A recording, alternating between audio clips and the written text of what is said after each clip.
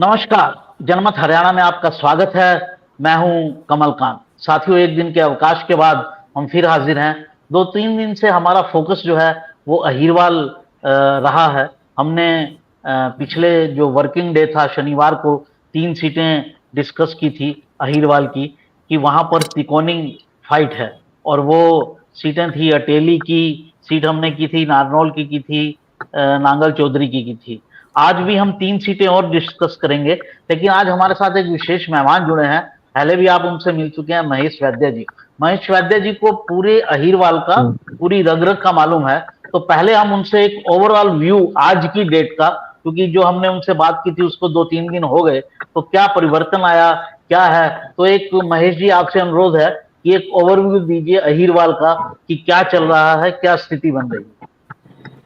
धन्यवाद कमलकांत जी। सबसे पहली बात तो ये है कि 2-3 दिन में कोई विशेष बदलाव नहीं आया है। सभी जी पार्टियां ज्यादा ताकत लगा रही है। जातीय जी समीकरण के हिसाब से अब अपना खेल जो अच्छे से खेल सकते हैं, चुनावी खेल, उस पे ताकत लगाई जा रही है। रेवाड़ी में सचिन पायलट आते हैं, अटेली में सचिन जी पायलट आते हैं, गुर्जर बहुल गांवों में जी उनको बुलाया जाता है। तो उनकी गुर्जरों पर पकड़ है, इसलिए उनको बुलाया जाता है।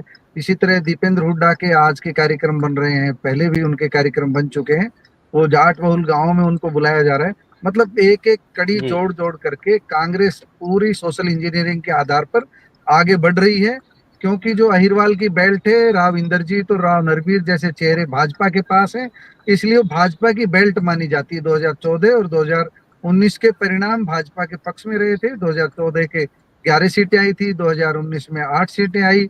इसलिए भाजपा उस परिणाम को दोहराने के लिए अपनी तरफ से पूरी ताकत लगा रही है।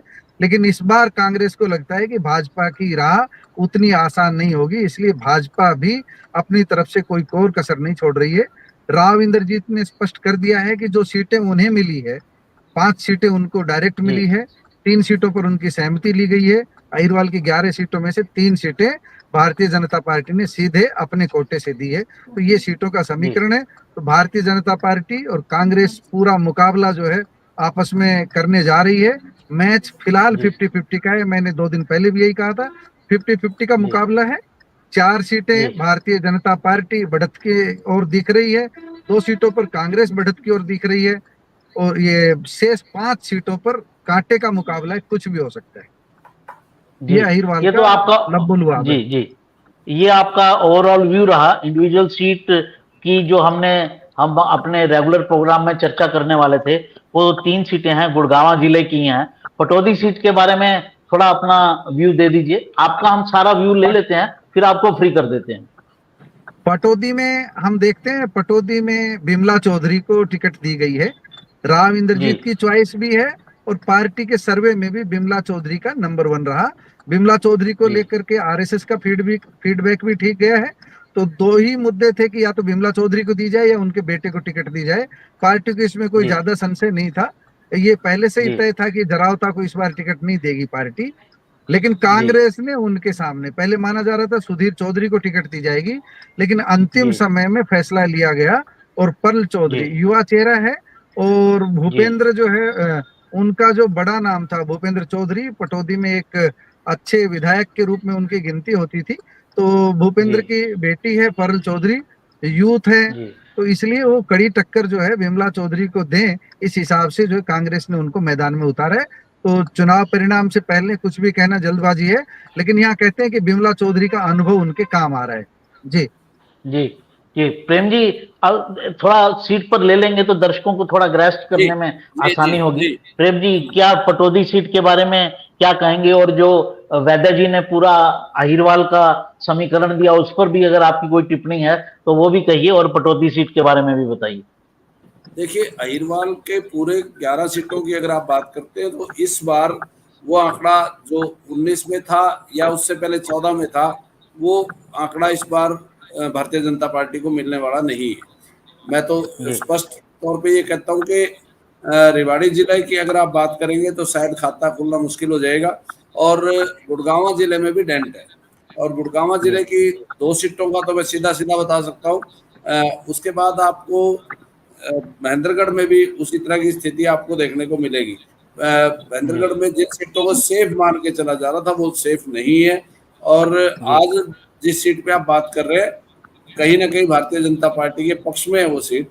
आपने पटौदी की बात करी, अगर पटौदी में निवर्तमान विधायक गडावता जी ने कोई खेल नहीं किया तो बिमला चौधरी आज बढ़त पे नजर आती हैं और उनके मुकाबले में बिल्कुल एक नया चेहरा उतारा गया है। बेशक उनके पिताजी भी बहुत सक्रिय राजनीति में रहे हों, परंतु आज के दिन बिमला चौधरी आगे नजर आती है।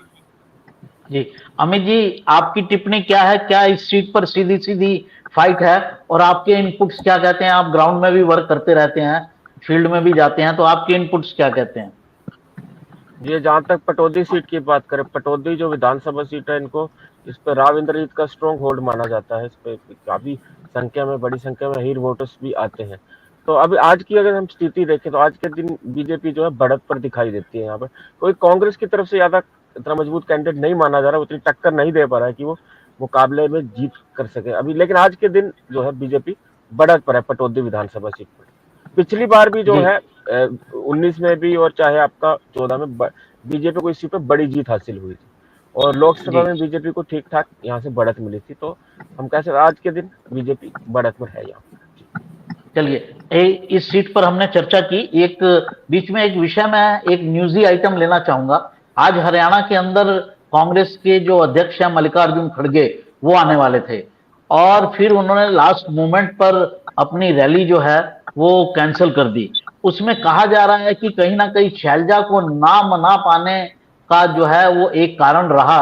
ऐसा कुछ सुनने में आया कि खड़गे जी ने कहा कि रैली में शामिल हो और शैलजा जी किसी रैली में कहीं शामिल नहीं हो रही हैं, प्रचार भी नहीं कर रही हैं और वो शामिल नहीं हुई। तो कांग्रेस कोई बैड मैसेज नहीं देना चाहती थी, नेगेटिव मैसेज नहीं देना चाहती थी, इसलिए रैली जो है उन्होंने कैंसिल कर दी। इस पर आपकी क्या जानकारी है प्रेम जी?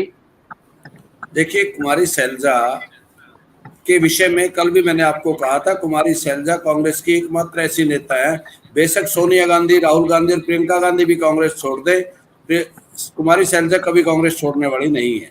और आज उन्होंने आज तक पे वो बात स्पष्ट भी कर दी कि मेरे पिताजी अंतिम समय तक कांग्रेस में थे, तिरंगे में लिपट के मरे, और मैं भी अंतिम समय तक तिरंगे में रहूंगी। और मेरे लिए जो प्रचार किया जा रहा है विरोधियों के द्वारा, वो विरोधी सारे के सारे नए हैं। मेरा राजनीतिक अनुभव उनसे बहुत ज्यादा है। कहीं ना कहीं उन्होंने सीधा सीधा पूर्व मुख्यमंत्री मनोहर लाल को टारगेट करके ये कहा कि मुझे आज वो नसीहत देने वाले कौन होते हैं।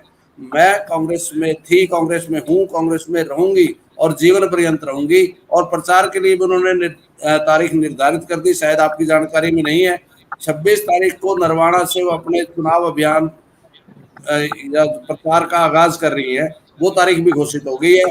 कल उनका बर्थडे है, इसलिए वो अभी तक उन्होंने कहा था कि मैं अपने जन्मदिन के बाद ये कार्यक्रम शुरू करूंगी।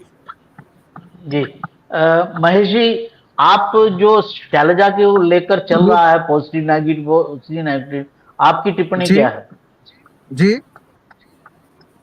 शैलजा को लेकर, कुमारी शैलजा को लेकर जो प्रेमचंद जी ने जो बताया है, नरवाना का तय हो चुका है। सुरजेवाला ट्वीट कर चुके हैं, एक्स पर पोस्ट कर चुके हैं, सुरजेवाला ने बता भी दिया है।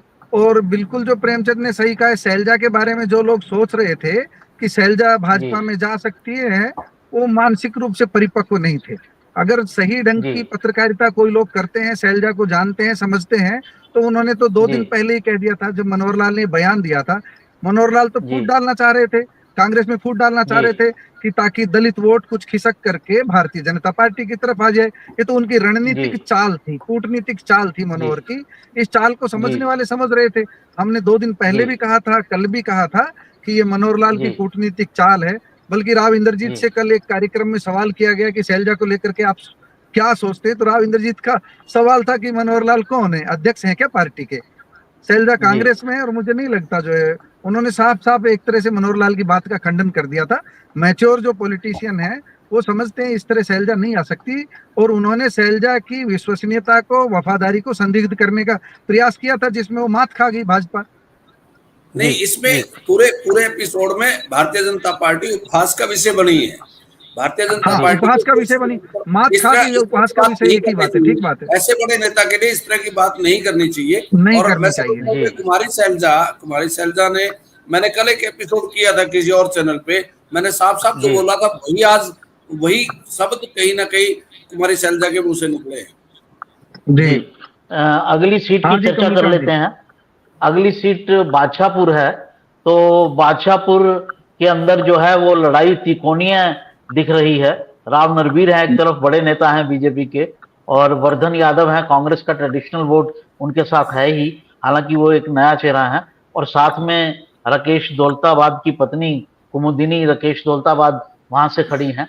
तो वहां क्या समीकरण आपको महेश जी दिख रहा है? मैं तीनों सीटों की गुड़गांव की बात करके, मैं ट्रेवलिंग में हूँ और जी, ट्रैफिक का बिल्कुल बिल्कुल देखिए, बिल्कुल। गुड़गांव हाँ में भारतीय जनता पार्टी तब तक सुरक्षित जोन में है जब तक कि कुमुदनी भी पूरी ताकत के साथ मैदान में है और वर्धन यादव भी। इन दोनों में से जी कोई भी एक कमजोर पड़ेगा तो राव नरवीर की चिंता बढ़ेगी। फिलहाल ऐसा जी हमको कम नजर आ रहा है। हालांकि वर्धन जी यादव अंतिम समय तक पूरा प्रयास करेंगे और भूपेंद्र सिंह हुड्डा भी पूरा प्रयास करेंगे कि जो जाट वोट बैंक है उनका, कोर वोट बैंक जी जो कांग्रेस का इस समय माना जा रहा है, वो किसी जी तरह कुमुदनी की तरफ जाने की बजाय सीधे सीधे वर्धन यादव के पास आए।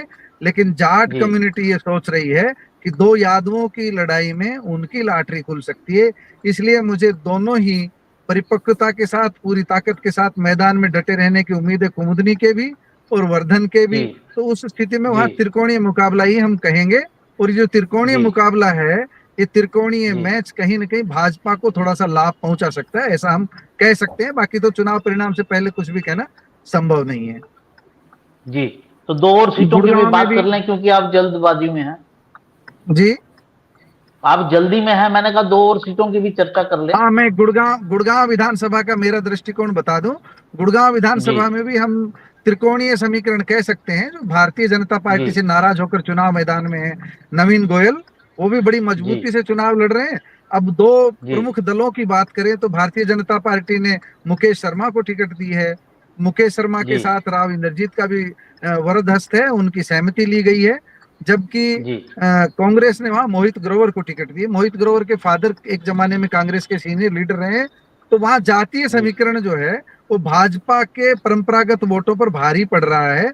मोहित जी ग्रोवर जो है जातीय समीकरणों के कारण ज्यादा ताकतवर नजर आ रहे हैं। लेकिन आपको जी ये याद रखना चाहिए कि भाजपा ने लोकसभा में वहां 1 लाख से अधिक वोटों की बढ़त ली थी, बादशाहपुर में और गुड़गांव जी विधानसभा सीट पर। तो जो हम उसको देखें तो अभी समय से पहले कुछ कहना जल्दबाजी है। आप गुड़गांव में कांटे का मुकाबला कह सकते हो, त्रिकोणीय मुकाबला कह सकते हो। हालांकि मैं मानता हूं वहां पर कांग्रेस और भाजपा के बीच ही मुकाबला रहेगा। जो बाकी कैंडिडेट्स हैं उनको शायद मतदान नजदीक में आते आते मतदाता शायद स्वीकार न करें।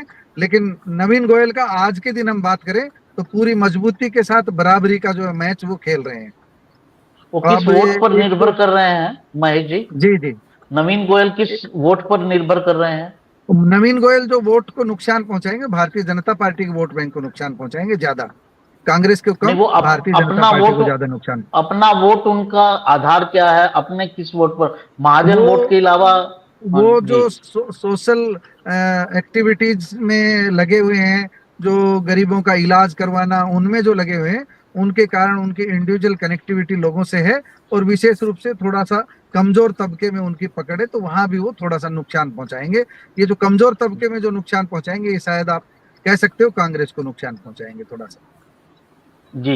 एक तो आपकी सोहना सीट अंतिम का सीट मैं सोहना आपको, सीट। जी जी हाँ सर, कमलकांत जी, सोहना की बात करें तो सोहना में अब भी सेम स्थिति है। सबसे लास्ट में 2:15 बजे रोहतास खटाना टिकट लेकर के आए थे कांग्रेस की, समाजवादी जी पार्टी को जाती हुई दिख रही थी। वो बड़ी मजबूती जी के साथ उनकी पैरवी हर जगह हो रही थी। समाजवादी पार्टी ने भी अंतिम रूप से उनके नाम पर सहमति दी। 2:15 बजे लास्ट टिकट उन्हीं की थी। तो वहां रोहतास खटाना है।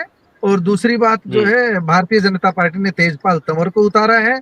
और वहां पर जी आमने सामने की मैं टक्कर देख रहा हूँ। जो सोना बेल्ट है वहां तेजपाल तंवर, और जो तावड़ू और तावड़ू के साथ सटे मुस्लिम बहुल क्षेत्र है, वहां पर कांग्रेस बहुत मजबूत स्थिति में है। जब जी मुस्लिम वोट कांग्रेस की तरफ आता दिखाई देगा तो गुर्जर वोट बैंक जो बहुतायत में है वो रोहतास खटाना की तरफ जा सकता है। इसलिए हम ये कह सकते हैं कि सोहना में कांग्रेस थोड़ा सा बढ़त की तरफ जो हम कह सकते हैं। लेकिन भारतीय जनता पार्टी का जो हिंदुत्व का जो एजेंडा है वो भी बहुत मजबूती से आगे बढ़ रहा है। ऐसा नहीं है बहुत कमजोर स्थिति में नहीं है। तो वहां आमने सामने का मुकाबला है, लेकिन थोड़ा सा अपर हैंड हमको कांग्रेस का वहां लग रहा है। जी जी, कमल कल्याण सिंह चौहान और जावेद अहमद ये दो इंडिपेंडेंट भी खड़े हुए हैं, ये इनकी कोई प्रेमचंद जी स्थिति आपको बताएंगे। लगती है? मुझे ट्रैफिक का मुझे अनुमति आपसे मांग रहा हूँ। जी ये सारी बातें जी चर्चा में रहेंगे। मेरे साथी, मैं दोनों साथियों से भी माफी मांगता हूँ, आप लोगों के बीच से मुझे जाना पड़ रहा है, मजबूरी है। मैं आपको जी अभिवादन जी, करके नमस्ते भी आपका नहीं कर बहुत सकता, बहुत मेरा हाथ में जी मोबाइल है। ठीक है साहब, जी ठीक है। जी, आपका बहुत बहुत धन्यवाद, आप हमारे साथ शामिल हुए। तो चलते हैं, हमने एक सीट की चर्चा की थी। महेश वैद्य जी जो हैं वो दक्षिण हरियाणा में काफी काम करते हैं, उनका अपना एक चैनल भी चलता है, तो उनके पास काफी जानकारी रहती है, इसलिए आज हमने उनको जोड़ा भी। अब हम अपने रेगुलर फॉर्म में बात करते हैं। पटौदी की चर्चा हमने कर ली है, बादशाहपुर पर अमित जी आप क्या कहेंगे, क्या स्थिति बन रही है बादशाहपुर पर? बादशाहपुर को हम ये कहें कि अर्बन सीट ही कह सकते, क्योंकि इस सीट पर 5.5 लाख के करीब वोट है सर, इस सीट पर। जी तो इस सीट का मानता हूँ कि लोकसभा में बीजेपी को 1.25 लाख की यहाँ से बढ़त हासिल हुई थी। मुकाबला यहाँ पे जी त्रिकोणीय है। आपका जी राव नरवीर है, कुमुदनी राकेश दौलताबाद है और वर्धन यादव, इन तीनों के बीच है। तो मैं जी मानता हूँ कि बीजेपी इन दोनों के मुकाबले कहीं आगे खड़ी दिखाई देती है, इन दोनों कंपैरिजन में जो है। तो मुझे लगता नहीं कि बीजेपी को यहाँ मुश्किल आना चाहिए। बादशाहपुर में एक सोसाइटी का एरिया भी काफी है, जो अपर क्लास भी काफी है इस एरिया में, और काफी मैं मानता हूँ।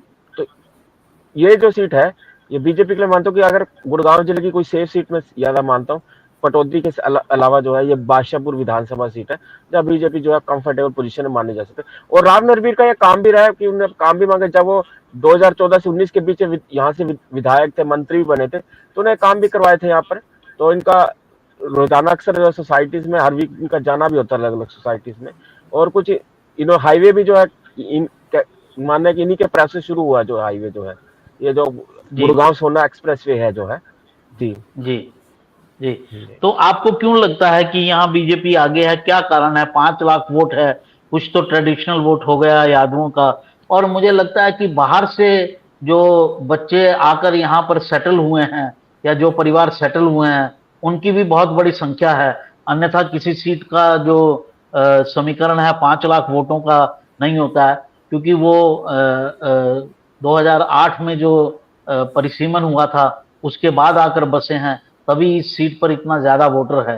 तो उनके रुख के कारण आप कह रहे हैं, क्या वजह है, कारण क्या लगता है आपको कि राव नरवीर को ज्यादा वोट मिलेगा? एक तो बीजेपी का सिंबल जो है मानता हूँ बड़ी ताकत है, राव नरवी का खुद का भी है, अहीर वोट जो है यादव वोट प्लस में एक बीजेपी का जो सिंबल है, एक बड़ी ताकत मैं मानता हूँ जो है यहाँ पे बादशाहपुर सीट पर। तो जो बीजेपी का जो वो वोटर जो है, जो मिडिल क्लास जो है वोटर है, वो ज्यादा बीजेपी को मानता है। और जो कम से कम अगर न्यू गुड़गांव का बड़ा हिस्सा जो है वो इस विधानसभा में आता है, जितनी शहर की बादशाहपुर विधानसभा सीट में आता है, जितनी गुड़गांव शहर की पॉश कॉलोनीज है या एरिया है, वो सारा इस सीट का हिस्सा है। इसके अलावा आपको बताऊं एक छोटा कस्बा फरूक नगर भी थे जो यादव बहुल है, वो यादव बहुल में मैं मानता हूँ कि ज्यादातर एरिया वोटिंग जो है बीजेपी के पक्ष में आने की संभावना है यहाँ पर। जी, और प्रेम इसी जी के के चलते जी इसी के चलते मेरा मानना है कि बादशाहपुर सीट जो है वो कहीं कोई पर्टिकुलर कास्ट की डोमिनेंस नहीं है यहाँ पे, यादव हम कह सकते हैं, लेकिन जो डेमोग्राफी बनी है वो बीजेपी की फेवरेबल है। प्रवासी वोटर भी यहाँ काफी है, जो जी सोसाइटी का एरिया है, जो न्यू गुड़गांव का जो पोस्ट सोसाइटी है दूसरी, वो इस बादशाहपुर जी सीट में ही ज्यादा आती जी जी, प्रेम जी के पास चलते हैं। प्रेम जी, आप क्या कहेंगे? राव नरवीर का अपर हैंड ये अमित जी बता रहे हैं, आपका क्या मानना है? देखिए कमल जी, राव जी नरवीर के बारे में जो लोग जानते हैं, उनकी राजनीति के बारे में जानते हैं। अभी जी अमित जी कह रहे थे कि वो उनके पास कमल का चिन्ह है इसलिए वो आगे है। राव नरवीर जी सिंह ने 3 विधानसभा क्षेत्रों में अलग अलग विधानसभा में 3 बार वो अलग अलग चुनाव चिन्ह पे चुन के गए हैं। एक बार इंडियन नेशनल लोकदल के टिकट पे जीते, एक बार विकास पार्टी पे जीते, एक बार भारतीय जनता पार्टी पे जीते। और जी तीसरी जनरेशन है, उनके दादा, उनके पिता और वो स्वयं, तीन तीन जनरेशन उनका जो अपना आधार है वो इस चुनाव चिन्ह से बहुत बड़ा है। और जी हाँ उनको जी, जब टिकट की बात थी, उस सिंबल के लिए वो तड़प नहीं रहे थे। उन्होंने वो मैं ये कहूंगा कि उन्होंने ये जबरदस्ती ली है टिकट। पार्टी जी नहीं देना चाहती थी, पार्टी में विरोध भी था, पिछली बार उनका टिकट कटा था। उन्होंने मंच जी से चुनौती दी कि ये पार्टी टिकट दे दे, नहीं तो मैं दूसरी पार्टी का टिकट लेकर के आऊंगा। और ये जी चुनौती वही व्यक्ति दे सकता है जिसका जनाधार हो। मैं राव जी नरबीर सिंह की आपकी जो रणनीति या राजनीति है, आप उसको समझने में कहीं गलती कर रहे हैं अमित जी। राव नरबीर में वो दम है जो कहीं ना कहीं राव इंद्रजीत का मुकाबला करते हैं अहिरवाल में। उनके जी परिवार की जो लेगेसी है वो उनसे बहुत मजबूत है। और जी वो उन्होंने विधानसभा क्षेत्र में पहले से चुन के रखा हुआ था। वो जी चाहते तो कोशिश चले जाते। वो जी अलग अलग विधानसभा क्षेत्रों में चुनाव जीत चुके हैं पहले भी। और जी इस विधानसभा क्षेत्र को जो सबसे बड़ा है, मतदाताओं की संख्या को देखते हुए 5 लाख प्लस का जो विधानसभा क्षेत्र है उन्होंने जानबूझकर चुना है। अभी आप बात कर रहे थे कि जो मॉडर्न गुड़गांव है, जो नया गुड़गांव है, वो सारा का सारा इस विधानसभा क्षेत्र का हिस्सा है। उसके अतिरिक्त फरूखनगर तक का जो इलाका है, हाँ उस हाँ जी, पूरे में उनका अपना प्रभाव है। उन्होंने चुनौती दे करके भारतीय जनता पार्टी को चुनौती दी कि आपने टिकट देना तो मेरा अनाउंस करिए, नहीं तो मैं दूसरी पार्टी का टिकट लेकर के कल को आ जाऊंगा, मैं निर्दलीय चुनाव नहीं लड़ूंगा। तो उनका सभी पार्टियों के साथ इतना तालमेल है और उनको अपने नेतृत्व क्षमता पे इतना भरोसा था कि उन्होंने दुनिया की सबसे बड़ी पार्टी को चुनौती दे दी और पार्टी को उनके आगे झुकना पड़ा और टिकट देनी पड़ी।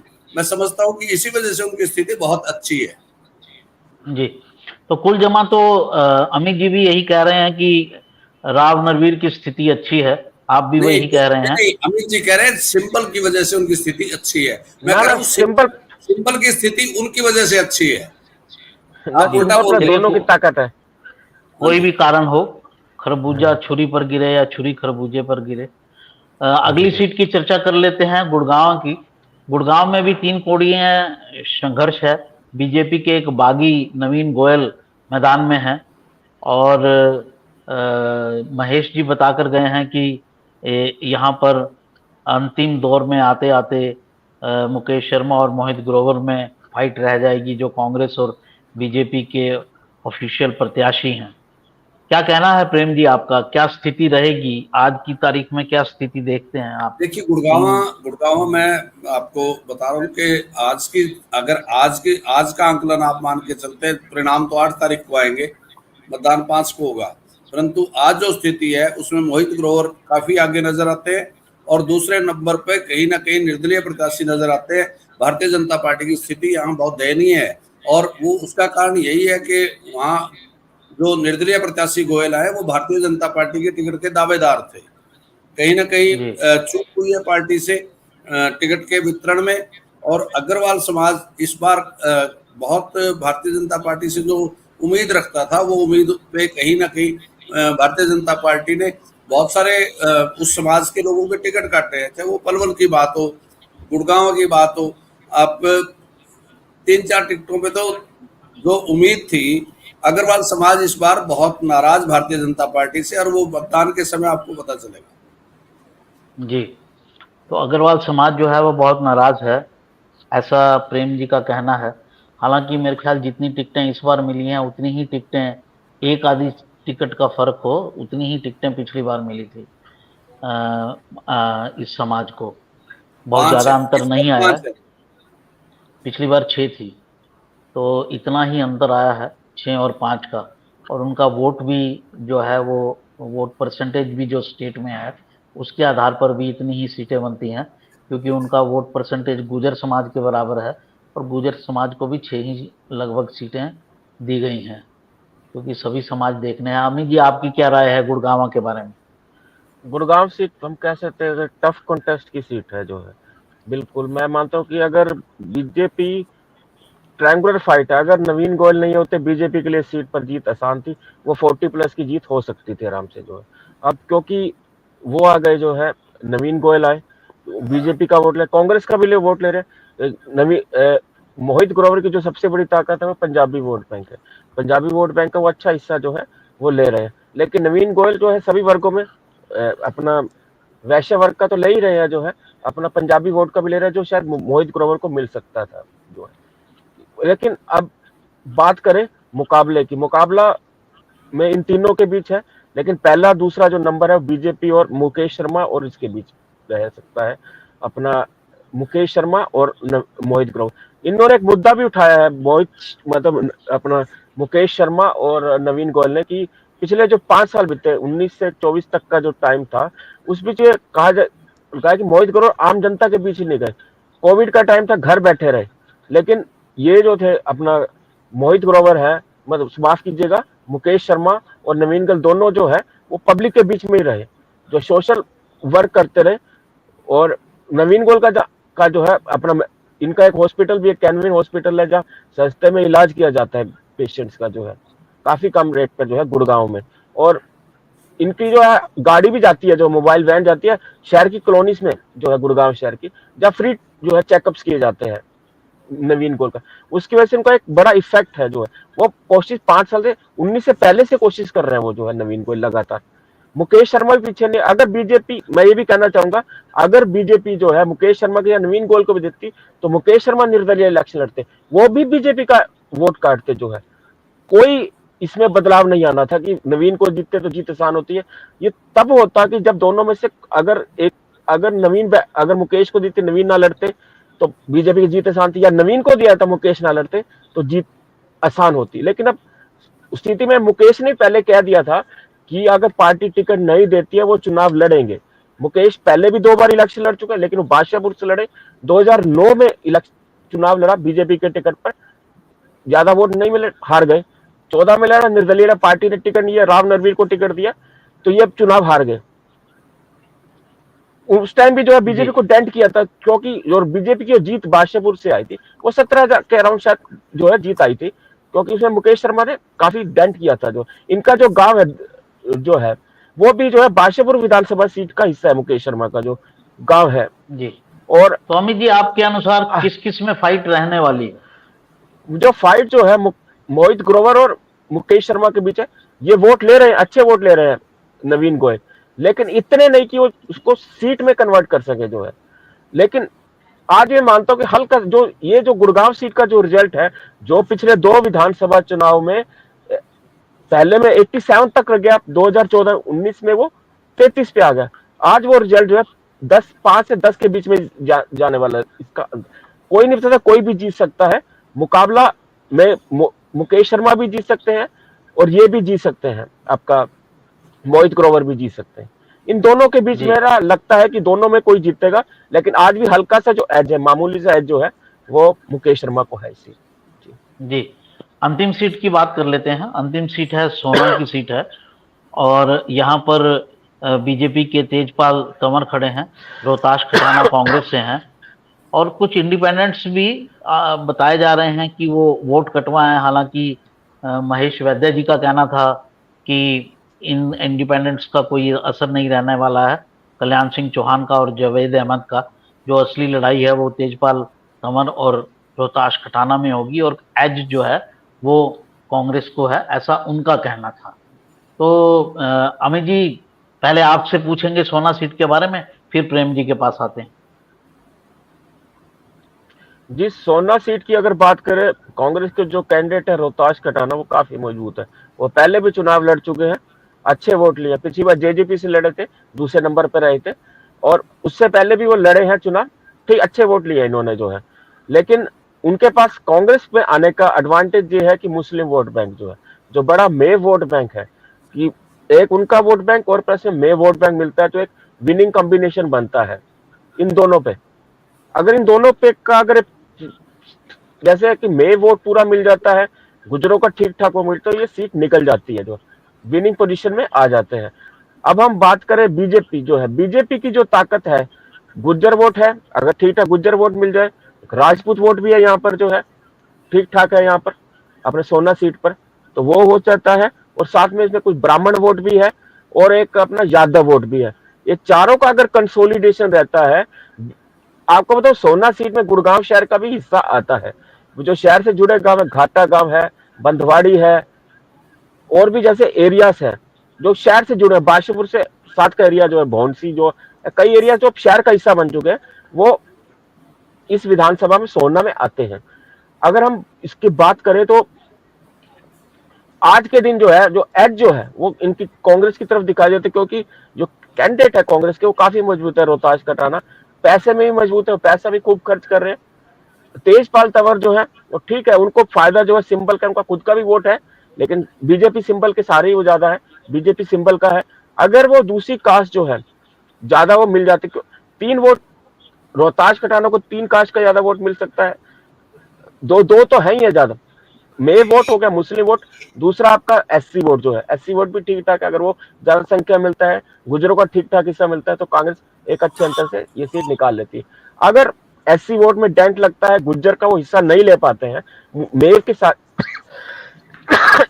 अगर मे वोट का कुछ हिस्सा जो है जावेद अहमद ले जाते हैं, तो ये सीट बीजेपी खाते में चली जाती है। लेकिन अगर आज का हम बात करें तो सीट जो है एज पर जो है कांग्रेस है। अगर हम आप जैसे निर्दलीय बता दें कल्याण सिंह चौहान वोट लेते हैं, नुकसान बीजेपी का करेंगे। जो जो राजपूत वोट है उसको वो डेंट करेंगे जो है। लेकिन फिलहाल कल्याण सिंह चौहान इतनी पोजीशन में नहीं कि सीट निकाल सके। ये दोनों कैंडिडेट डेंट करने की पोजीशन में है, जावेद अहमद कांग्रेस को, कल्याण सिंह चौहान बीजेपी को। अगर ये कमजोर होंगे तो होने से दोनों पार्टियों को फायदा होगा, नेशनल पार्टीज को अपने हिसाब से।